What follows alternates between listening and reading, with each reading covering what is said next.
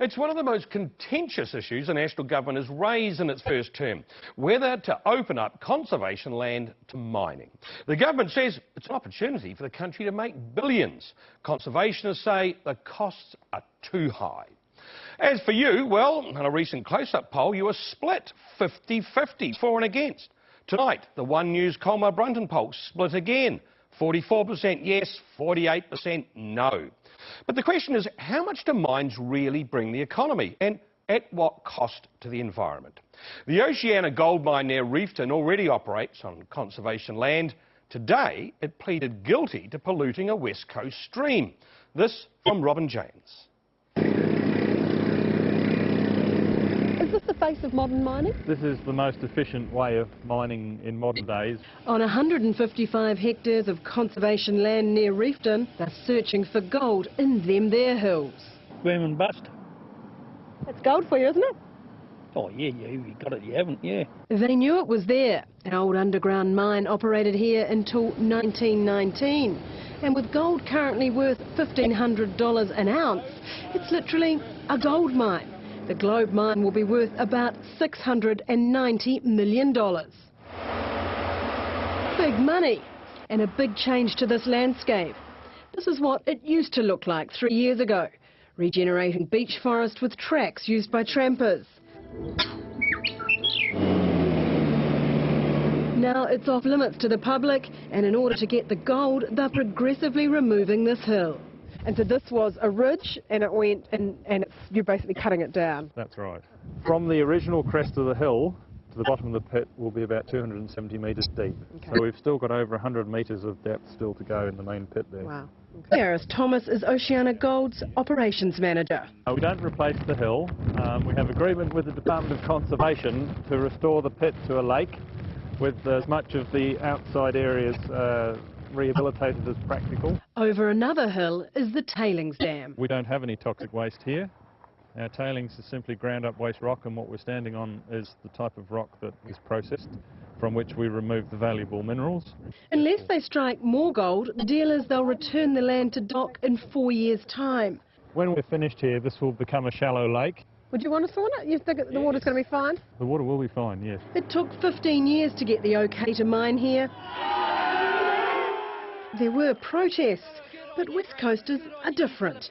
They went to Wellington to protest for the mine, not against. We've created 190 jobs for up to 7 years, and that's in an area of very low opportunities for people. This is showing me how much power I'm using in the mill. Jed Horwood came from a farming background. He's done his training on the job. How are the wages?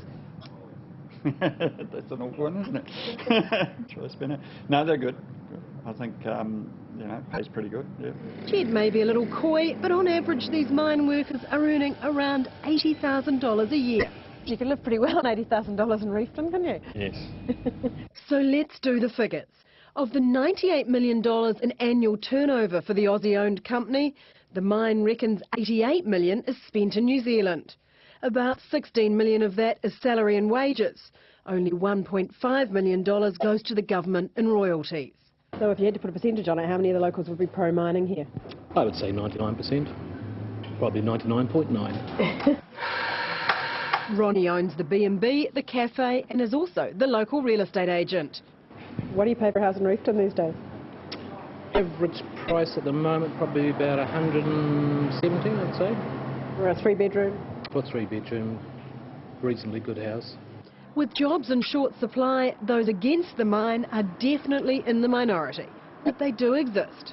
They're probably hairy armpitted, caftan wearing, dope smoking, you know, whatever.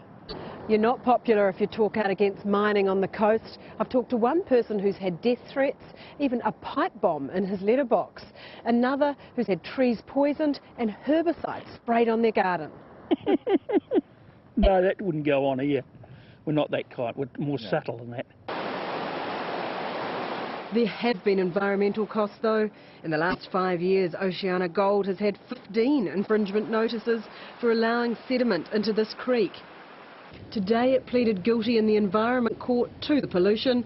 It faces a fine of up to $200,000. We've got a high rainfall situation and we have dealt with the problem, and as far as I'm aware, there's not likely to be any recurrence. The mine says they think they've fixed the problem. Would the council agree? The recent results have been in compliance for some time now, which is promising. We're waiting for the coming winter and springtime, where you tend to get a lot of heavy rainfall, just to make sure. More proof there's no easy answers when it comes to weighing up mining's economic and environmental costs.